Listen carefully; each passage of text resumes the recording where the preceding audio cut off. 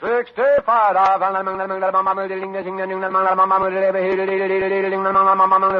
American. The Jack Benny Program, presented by Lucky Strike. Be happy, go lucky, be happy, go lucky strike, be happy, go lucky strike today.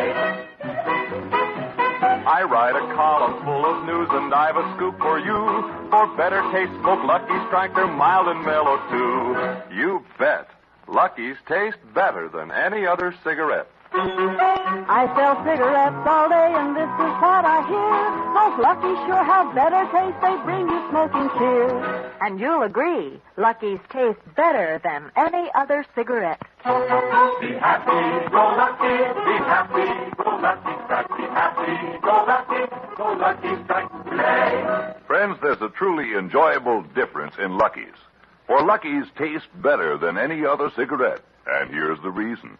Fine tobacco, and only fine tobacco, always gives you the full enjoyment of a better-tasting cigarette. And LSMFT, Lucky Strike, means fine tobacco. So for a smooth, mellow, far better-tasting cigarette, switch to Lucky Strike. Puff after puff, pack after pack, you'll get complete smoking enjoyment. You'll agree, Lucky's taste better than any other cigarette. Try a carton soon. Be happy, go lucky strike today. Remember, Lucky's taste better than any other cigarette. The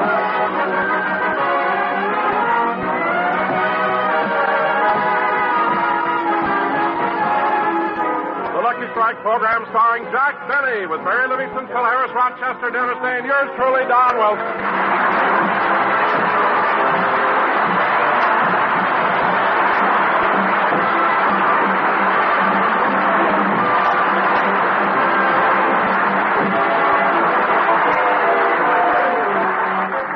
Ladies and gentlemen, this is our final broadcast of the season. And as you know, farewells are always sad. And doing the final program is always sad. So without further ado, we bring you radio's saddest comedian, Jack Benny.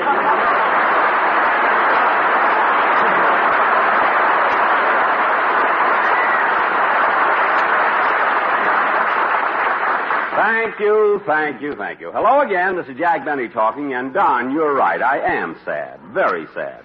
As a matter of fact, last year on my closing program, I broke down and cried. I remember that, Jack. It was pitiful the way you sobbed through the entire broadcast. And as we went into the final commercial, I thought your little heart would break. Yeah. Imagine the sponsor waiting that long to pick up your option. 2 more minutes and I'd have been a bum. Me and Bing. Anyway, Don. My darling daughter, Mary. Huh? Mary, what are you doing? I'm reading Mama's letter. What? I was supposed to read it on the program last week, but I never got a chance. Everybody kept interrupting me. Oh, well, go ahead. Read it now, Mary. My darling daughter, Mary. Now, hold it, Mary. Come in. Phil. What are you doing here, Jackson? What am I doing here? This is our last show of the season. I thought we did that last week. Last week? Sure, I came down to see Guy Lombardo. But, Phil, he doesn't start until next week. Oh, sorry, that was Mary's line. Go ahead, Mary, you take that. No, Mary, I'm sorry, I took away your line. You read it, Mary. I like the way you read it. No, you read it. No, let's take our time. You read it. Go ahead. But, Phil, he doesn't start until next week. No, you read it, Jack. Phil, he doesn't start until next week. Thank you. Now, who's going to get the other one? Anyway, what do you want to see Guy Lombardo for? Well, I promised I'd teach Carmen the lyrics to That's What I Like About the South. But, Phil, he's only going to be on for 14 weeks. He'll never have time to sing all the choruses. Well, believe me, I'm glad, Jackson. Imagine my song finishing like this. She's got backbones and butter beans, them ham hocks and turnip greens. You and me in New Orleans, and that's what I like about the South. South, about the South.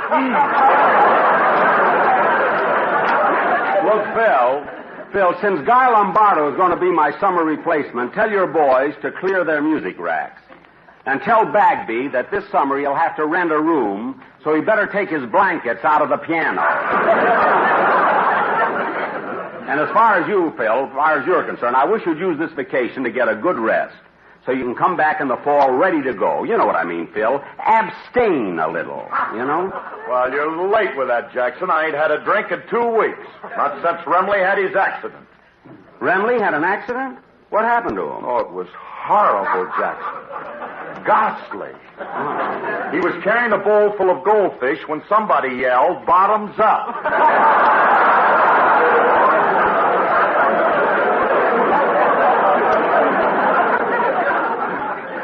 You mean... Yep, drained it, sand and all. Gee, Phil, I'm sorry to hear that about Frank. He must have been awful. Well, he didn't mind the fish or the sand, but that turtle went down slow and took out his tonsils. Well, how do you like that? My darling daughter, Mary. Oh, I'm sorry, Mary. Go ahead and read your mother's letter. I want to hear about your sister, Babe. Okay. My darling daughter, Mary, just a few lines to tell you that the whole family came over to our house and watched you on television. Well. You look so beautiful that your Uncle Lou is now putting your picture on $10 bills. Uncle Lou? Uncle Lou. Oh. It was one of the best television shows we ever saw, and the reception was fine, except that during the middle of the program there was a lot of static from an electric razor. So he complained to your father, and he made Babe stop. Oh, good. By the way, Babe was on television last week, too, but not as long as she expected. She only lasted 3 rounds.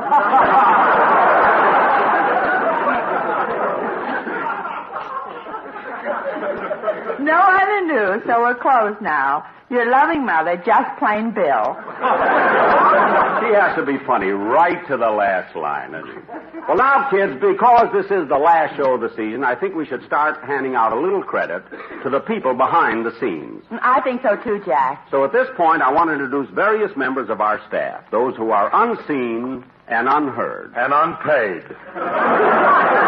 Phil, that was unfunny. No. Anyway, ladies... Gee, I certainly gave myself a great line there, didn't I? Ladies and gentlemen, at this time, I would like to introduce the man who writes and arranges all the singing commercials for our quartet, Mr. Malin Merritt.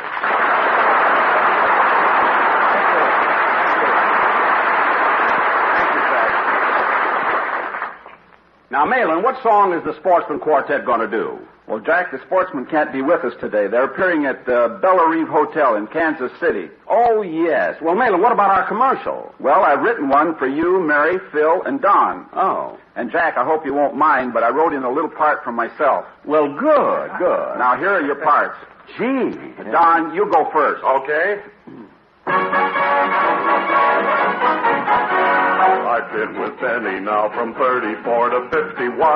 By saving every dime I made, I'm back where I've begun. Oh, be happy, go lucky, be happy, go lucky, strike, be happy, go lucky, strike today. Poodly poo poo poo poo poo. I've got some news about my sister you'll be glad to hear. She's working in Kentucky at tobacco on... Oh! Be happy, go lucky, strike, be happy, go lucky, strike today. Poodly poo poo poo poo poo. Jackson always says my band is lousy as can be, but we'll be back next year with Jack and Al as MFP. Be happy, go lucky, strike, be happy, go lucky, strike today. Poodly poo poo poo poo poo. I don't care what Harris says or Don and Mary, too. CBS has color now to show my eyes are blue. Go lucky, strike, be happy, go lucky, strike today.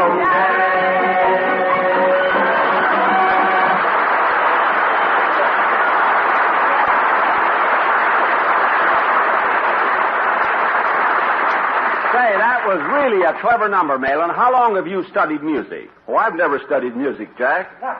Well, then where did you get the experience to make arrangements for Phil Harris's orchestra? I used to work in a boiler factory. Every summer I go there for a rest. Well, I don't blame you. And now to get on with the introduction. Ladies and gentlemen, I'd like to present Artie Auerbach, who plays the part of Mr. Kitzel. Mr. Kitzel, are you here?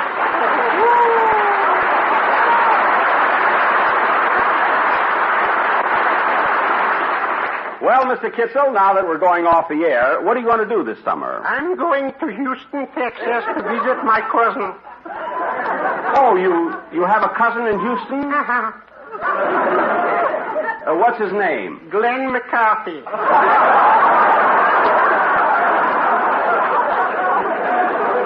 Glenn McCarthy, the one who owns the Shamrock Hotel? Yes, the Shamrock. I named it myself. I didn't know that. Tell me, Mr. Kitzel, how are you and McCarthy related? Believe me, it's a long story. What? The synopsis alone could be your summer replacement. Well, I hope you have a nice summer, Mr. Kitzel, and we'll see you in the fall. Thank you. Well, happy vacation, Mr. Benny. You too, Miss Livingston. Goodbye, Mr. Kitzel. When it's roundup time in Texas, Mrs. Bloom is on the street.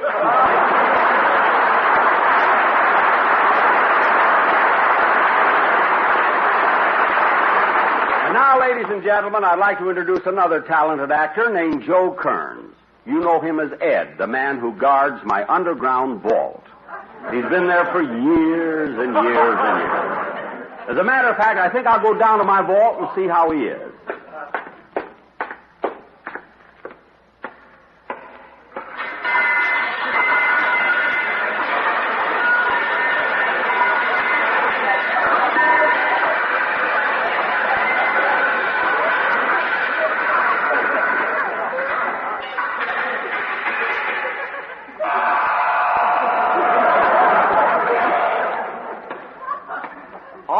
Who goes there? Friend or foe?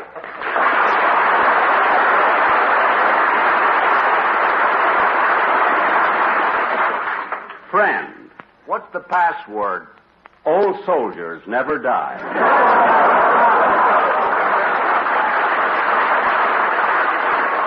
Oh, it's you, General Benny. Yes. Ladies and gentlemen, besides being the keeper of my vault, Mr. Kearns also played the part of Joseph Collins, the man sent over by the Department of Internal Revenue when they thought I wasn't deducting enough for entertainment on my income tax. Remember when he said... Now, Mr. Benny, believe me, we're trying to help you. I know. That's why the government sent me and my assistant to see you. Oh, you remember my assistant, Herbert Thompson? Yes. How do you do? How do you do?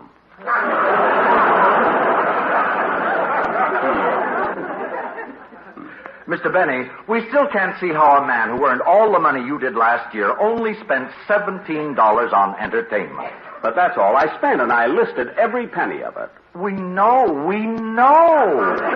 And as far as my tax return is concerned, I put down every cent of income. Why, I even listed the $3.75 I earned on New Year's Eve. Yes, Mr. Benny, but you neglected to put down how you earned that $3.75, so I filled that in myself. Well, that was nice. Wait a minute. How did you know how I earned that money? Well, don't you remember? It was my baby you sat with. Oh, yes. Folks, the man playing Herbert Thompson is another fine actor named Will Wright.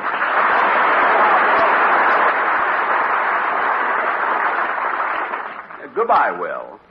How do you do? Don't milk it. And now, folks, another actor whose appearance on this program is always greeted with laughter. Because he's one of the... Bud.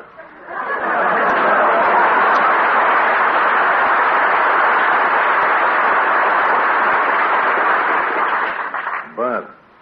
Huh? Come here a minute. Who, me? Yeah. What do you want? What actor are you going to introduce now? Frank Nelson. Uh-uh.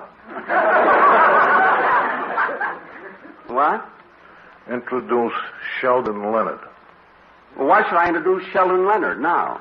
Because that's me, and I just laid 6 to 5. I'd come in ahead of Nelson. All right, ladies and gentlemen, the man who plays the part of our tout, Sheldon Leonard.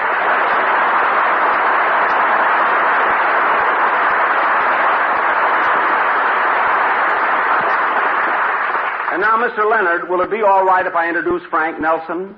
Okay, it's your show. Well, thank you very, very much.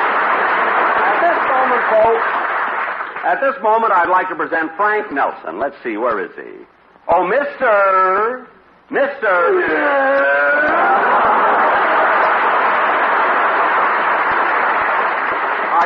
Are you Frank Nelson, the radio actor? I've got 2 kids who think I'm funnier than you are.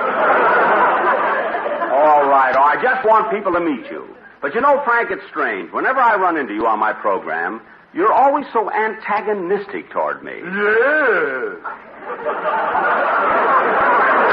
Well, look, Frank, that's just on the program. But in real life, do you really hate me? Thank you, Mr. Nelson.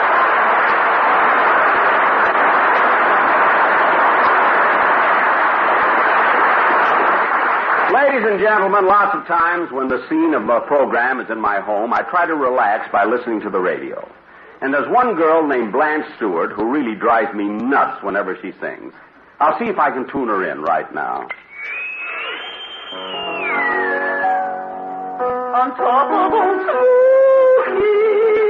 on top of the snow, I lost my true lover, for talking so slow, for talking so pleasure, and falling is grief, and for That's enough. Turn it off, Bill. Oh, she's good. is worse than anything. I'll turn it off myself.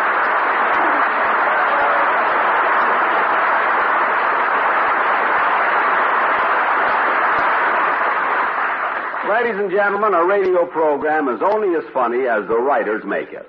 And I happen to be fortunate enough to have 4 of the greatest, most talented, most original, most versatile writers in the entire industry. Mary, introduce my writers. Well, why don't you introduce them? Every time I look at them, I get sick. All right, I'll do it. My writers are Sam Perrin, Milt Josephsberg, George Balzer, and John Tackaberry.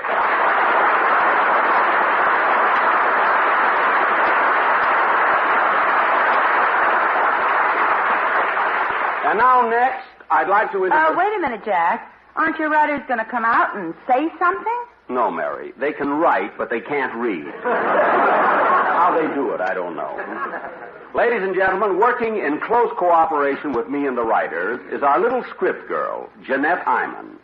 Hello, Jeanette. Hello, Blue Eyes. I'm going to miss you this summer.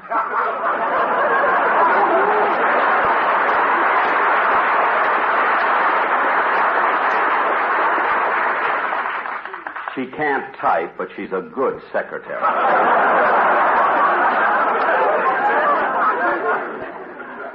You know, folks, all the people I introduced here tonight will be with us again next season, as well as my regular cast. Me too, Mr. Benny? Yes, you too, Dennis. And don't do anything silly right now, because I was just going to talk about you. Oh, you are? Yeah. I was going to say that you're talented, clever, versatile, and you're looked up to as one of the finest personalities in radio. And you know what that means coming from me. Yeah, when you're all washed up, you want me to give you a job. Look, Dennis, it's time for your number. What's it going to be? Too young. Thanks. It's not about you. Oh, all right. Sing it anyway.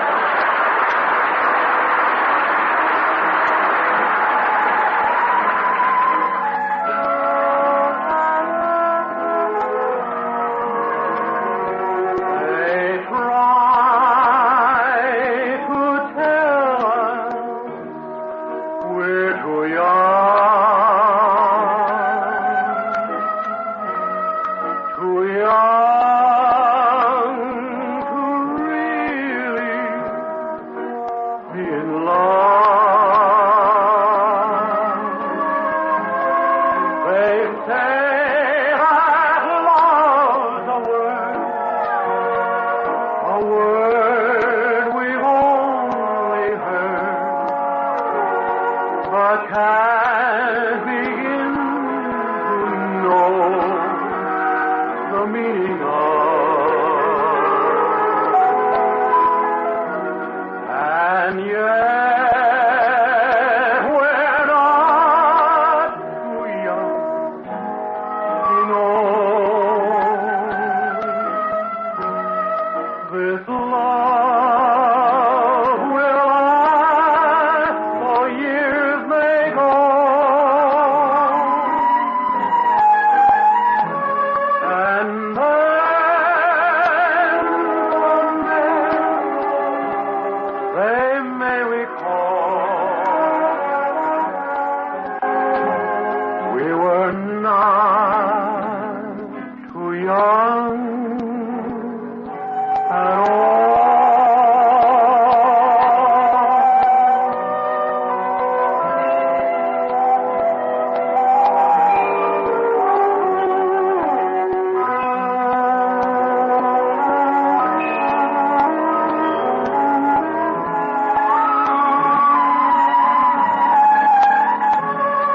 And then someday they may recall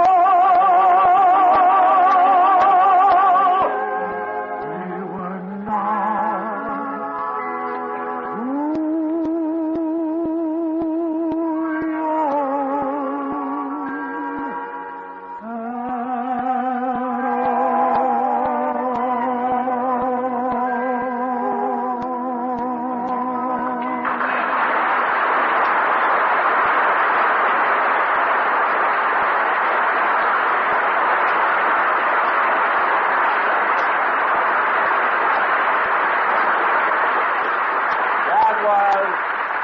That was Too Young, sung by Dennis Day. And darn good, too. Dennis, come here a minute. Yes, sir. How many children in your family? Only two. Me and my older brother. You've met him. Oh, yes. He would have made a wonderful only child. And ladies and gentlemen, there are two telephone operators on my program whom you've enjoyed many times.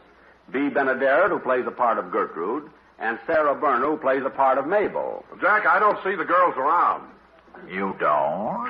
Well, then maybe they're still at the switchboard. I'm doing Fred Allen now. I just wanted to know that. I'll pick up the phone and find out.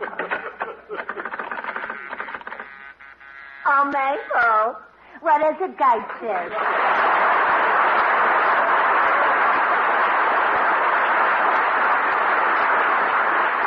Mr. Benny's loin is flashing. Yeah, I wonder what the brave bull wants now. I have a cold. You answer it. Let him wait. I had a date with him last week to go to the movies, and he kept me waiting 2 hours. I'd have got awfully tired if I wasn't sitting down. Sitting down? Yeah. When Benny takes you to the movies, he meets you inside.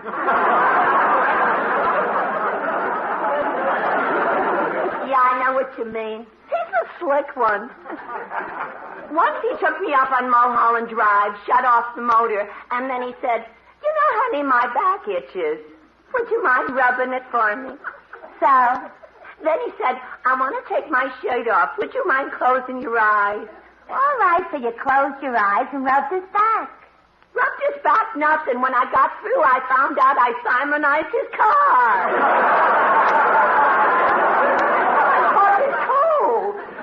Operator.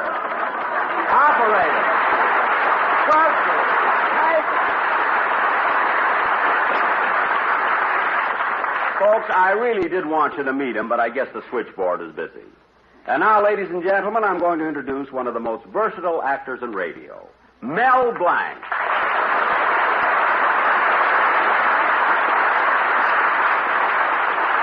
As you may or may not know, Mel plays several parts on my program. For instance, when I come downstairs in the morning and walk into my den, he looks at me and says,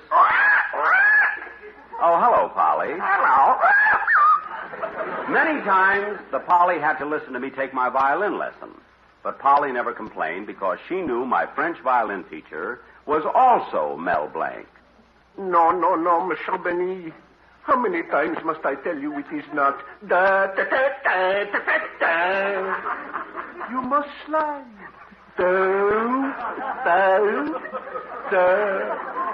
Then every once in a while on my travels, I have to take a train. And at the railroad station, again, you hear Mel Blanc. Train leaving on track 5 for Anaheim, Azusa, and Coot. Then sometimes I have to... Yes. Then sometimes I decide not to take the train and go by automobile. And when I get in my car and step on the starter, do you hear the motor? No, you always hear Mel Blanc.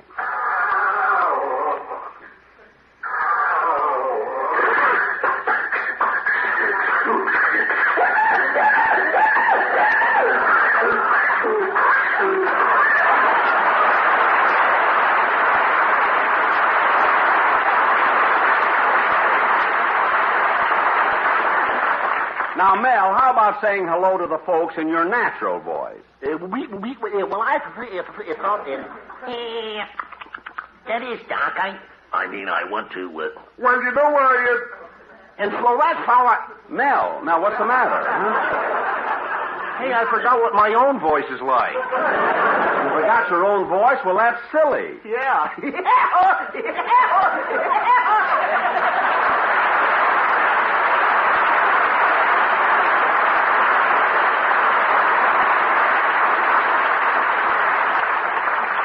Thank you, Mel, all of you. Well, folks, the program is almost over, and it looks as though we brought everybody on for an introduction, excepting... What was that? Oh, yes, I almost forgot. Our sound men, Gene Twombly and Cliff Northman. And now, fellas, as I look in the glass-enclosed control room where engineer George Foster feeds this program to the network, I see my producer, Hilliard Marks, making frantic motions that we, Say, if Mary can make a mistake, I can make it. Making motions that we should speed it up. So, sound men, please ring the phone. Thank you. Hello? Hello, Mr. Benny. This is Rochester.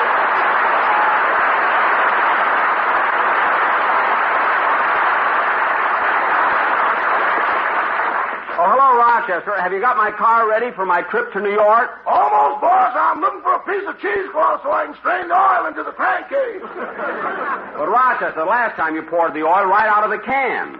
You didn't bother to strain it. I know, and when you drove away, the exhaust pipe kept spitting sardines. Oh, yes, I remember. Well, so long, Rochester. Goodbye. Oh, say, boss. Now what? Well, never mind. Forget it. No, what is it, Rochester? Well, when you go to Korea, aren't you leaving from the West Coast? Uh-huh. Then why are you making such a long trip to New York first? I want to do a little shopping at Macy's and Gimbel.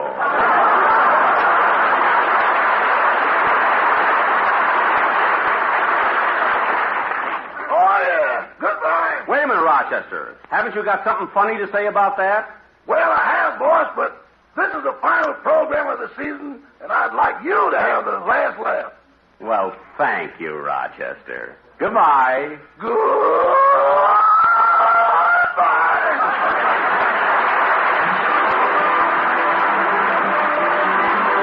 We'll be back in just a moment, but first...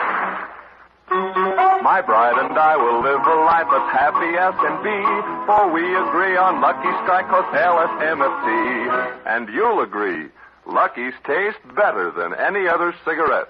As soon as Bowser said we're wed and start our honeymoon, our bags are filled with Lucky Strikes to last the month of June. Honestly, Lucky's taste better than any other cigarette. Be happy, go lucky, be happy, go Lucky Strike, be happy, go Lucky Strike today. Friends, if you're looking for complete smoking enjoyment, switch to Lucky Strike. Because Lucky's taste better than any other cigarette. Yes, Lucky's are smoother, milder, far better tasting than any other cigarette you've ever put a match to. You see, fine tobacco, and only fine tobacco, always gives you better taste.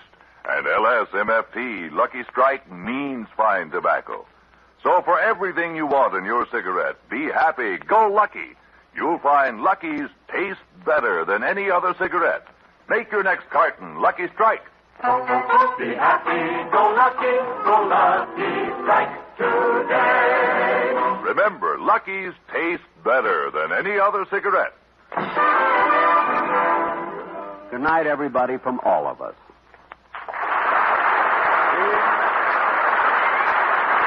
Be sure to tune in next Sunday at the same time when Lucky Strike will bring you Guy Lombardo Time. Next week's show will come to you from Mitchell Field, Long Island, and will feature Mindy Carson as a special guest. The Jack Benny Show is heard by armed forces overseas from the facilities of the Armed Forces Radio Service. This is CBS, the Columbia Broadcasting System.